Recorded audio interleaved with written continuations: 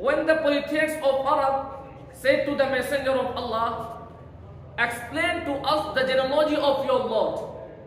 When Allah revealed this surah, as the traditions tell us, عن أبي بن كعب رضي الله عنه أن المشركين قالوا لرسول الله انصب لنا ربك فأنزل الله تعالى هذه السورة.